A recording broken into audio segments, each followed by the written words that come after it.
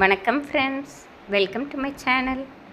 இன்று நாம் பார்க்க இருப்பது கன்னி லக்னத்திற்கு லக்னாதிபதி புதன் எங்கு அமர்ந்தால் என்று சிறப்பு என்பதை தான்.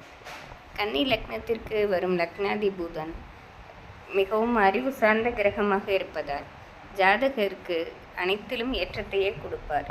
மேலும் லக்னாதிபதி புதன் லக்னத்திலே அமர்ந்தால் ஜாதகர் கொடுத்து வைத்தவர் என்றே கூறிவிடலாம்.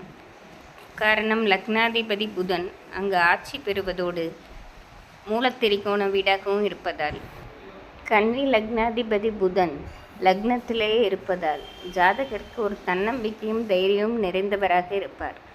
புதன் அறிவு சார்ந்த கிரகமாக இருப்பதால், லக்னாதிபதியாக இருப்பதால் இவர்கள் எடுக்கும் எந்த ஒரு முயற்சியும் கண்டிப்பாக அது வெற்றியடைவதாக இருக்கும். முழு திறமையும் காட்டி புத்திசாலித்தனமாக திகழ்வார்கள். மிகவும் கன்னியில் உள்ள புதனார் தொழிலதிபர்களாகவும் மிகவும் கணக்கு சார்ந்த விஷயங்களில் இவர்கள் ஆடிட்டிங், அக்கவுண்ட்ஸ் போன்ற விஷயங்களில் மிகவும் சிறப்பானவர்களாக திகழ்வார்கள்.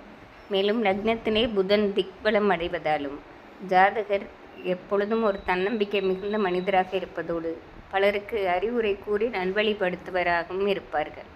மேலும் லக்னத்தில் புதன் இருந்து 7ஆம் இடத்தை பார்ப்பதாலும் இவர்களுக்கு வாழ்க்கை துணையாலும் பல ஆதாயங்கள் கிடைக்க பெற்றவர்களாக இருப்பார்கள். லக்னத்தில் புதன் தனித்து இருந்தால் கொடுத்து வைத்தவர்கள் என்றே சொல்லலாம். குரு பகவான், சுக்கிரன் சம்பந்தப்பட்டாலும் இவர்கள் அதிர்ஷ்டசாலிகளாகவே இருப்பார்கள். மேலும் 2ஆம் இடமாகிய துலாத்தில் லக்னாதி புதன் அமர்வது சிறப்பாகவே இருக்கும். தன, வாக்கு ஸ்தானம், குடும்பஸ்தானம் ஆகிய 2ஆம் இடத்தில் லக்னாதிபதி புதன் அமர்வதும், மேலும் சுப வீடான துலாம் ராசி புதன் பகவானுக்கு நட்பு வீடாக இருப்பதாலும் இங்கு புதன் நல்ல நிலைமையிலே இருப்பார். கூடவே சுக்கிரன் ஆட்சி பெற்று இருந்தாலும் ஜாதகர் மிக உயர்நிலை அடைவார்கள். மேலும் இங்கு குரு பகவான் தொடர்பு பெற்றால் இவர்களுக்கு தனவரவு இருந்து கொண்டே இருக்கும். வாழ்க்கை முழுவதுமே பணவரவுக்கு இவர்களுக்கு குறைவே இருக்காத ஜாதகராக இருப்பார்கள்.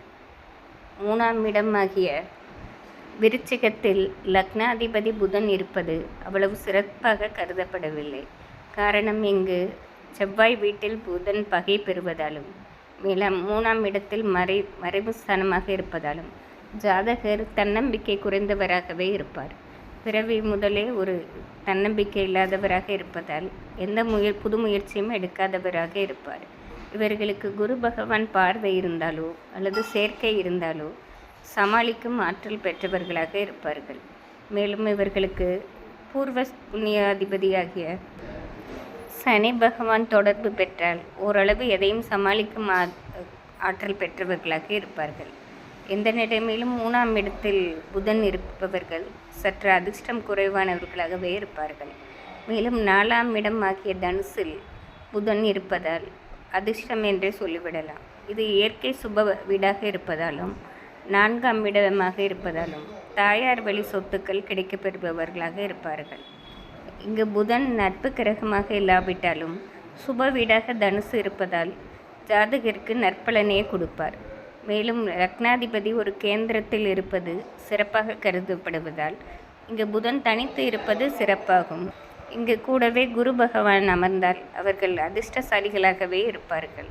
எந்த நிலைமையிலும் 4ஆம் இடத்தில் புதன் இருக்க பெற்றவர்கள் அதிர்ஷ்டசாலிகளே. மேலும் 5ஆம் இடமாகிய மகரத்தில் லக்னாதிபதி புதன் இருப்பது மிகவும் அதிர்ஷ்டம் என்றே கூறிவிடலாம். பூர்வ புண்ணிய ஸ்தானத்தில் லக்னாதிபதி இருப்பதும், மேலும் மிகவும் பிடித்த நட்பு வீடான சனி பகவான் வீட்டில் இருப்பதும் ஜாதகரை உயர்நிலை மனிதராக்கும். இவர்களுக்கு இயற்கையிலே தெய்வ அனுகூலம் இருப்பதோடு குலதெய்வ அனுகூலமும் இருக்கப்பெறும். மேலும் இவர்கள் குழந்தைகள் பிறந்த பிறகு வாழ்க்கையில் மிகப்பெரிய ஏற்றத்தை சந்திப்பார்கள்.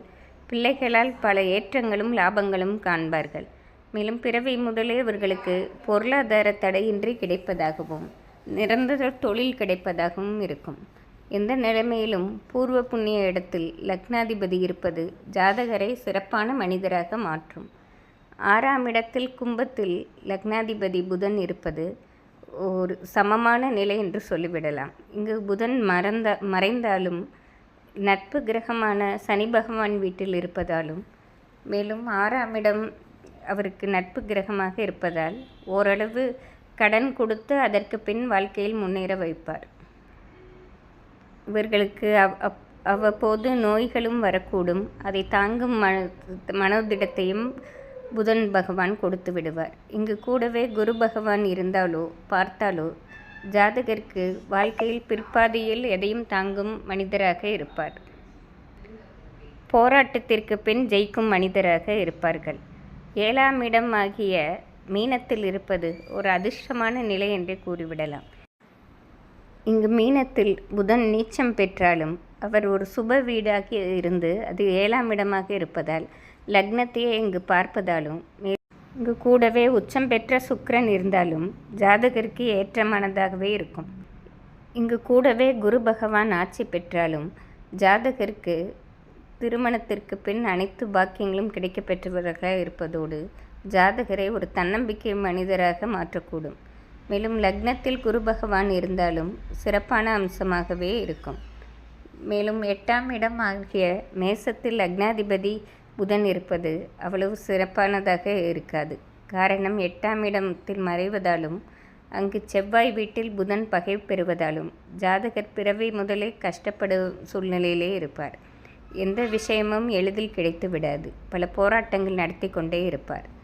இங்கு குரு பகவான் சேர்ந்தாலோ பார்த்தாலோ எதையும் தாங்கும் சக்தி இருப்பதோடு ஒரு தன்னம்பிக்கையும் தைரியமும் கிடைப்பதாக இருக்கும். இருப்பினும் 8ஆம் இடத்தில் புதன் இருப்பது கன்னி லக்னக்காரர்களுக்கு அவ்வளவு சிறப்பானதாக இருக்காது. 9ஆம் இடமாகிய ரிஷபத்தில் புதன் இருப்பது ஜாதகரை ஒரு உயர்நிலை மனிதராக மாற்றக்கூடும். காரணம் இது ரிஷப ராசி புதன் பிடித்த நட்பு கிரகமாக இருப்பதாலும் ஒரு பாக்கிய அதிபதி வீட்டில் லக்னாதிபதி இருப்பதாலும் ஜாதகர் மிகுந்த உயர்நிலை அடைபவர்களாக இருப்பார்கள். இவர்கள் பிறவி முதலே அனைத்து பாக்கியங்களும் கிடைக்க பெற்றவர்களாக இருப்பதோடு தந்தையார் வழியில் உள்ள பாக்கியங்கள் அனைத்தும் கிடைக்கப் பெறுவதோடு தந்தையார் வழி சொத்துக்களும் தடையின்றி கிடைக்கும். மேலும் தந்தையார் வழி சொந்த பந்தங்களாலும் இவர்களுக்கு பல ஆதாயங்கள் கிடைக்கப் பெறுவதாக இருக்கும். பாக்கியஸ்தானத்தில் இருப்பதால் பிறவி முதலே கஷ்டமில்லாத மனிதராகவே இருப்பார்கள். கிடைக்க வேண்டியது சரியான பருவத்தில் சரியானவையாவும் கிடைக்க பெற்றவர்களாக இருப்பதால் பாக்கியஸ்தானத்தில் லக்னாதி புதன் இருக்க பெற்றவர்கள் கொடுத்து வைத்தவர்களே. மேலும் 10ஆம் இடம் ஆகிய புதன் வீட்டில் மிதுனத்தில் இருப்பது மிகப்பெரிய யோகம் என்றே சொல்லிவிடலாம். லக்னாதிபதி அவர் வீட்டிலே மிதுன வீட்டிலே இருப்பதாலும் அங்கு ஆட்சி பெற்று இருப்பதாலும் மேலும் திக்பலத்துக்கு அருகே இருப்பதாலும் ஜாதகர் மிகவும் தன்னம்பிக்கை மனிதராக இருப்பதோடு தொழில் ஸ்தானத்தில் மிக பெரும் ஏற்றத்தை காண்பவராக இருப்பார்கள். பிறவி முதலே உழைத்து முன்னேற வேண்டும் என்ற ஒரு எண்ணம் இருந்து கொண்டே இருக்கும். இவர் வாழ்க்கையில் பிற்பாதில் மிகப்பெரிய உயரிடத்தை அடைபவராக இருப்பார்கள். குரு பகவான் தொடர்பு பெற்றாலும் இவர்கள் மிக அதிகமாக பொருளீட்டும் பண்பும் இவர்களிடம் இருக்கும்.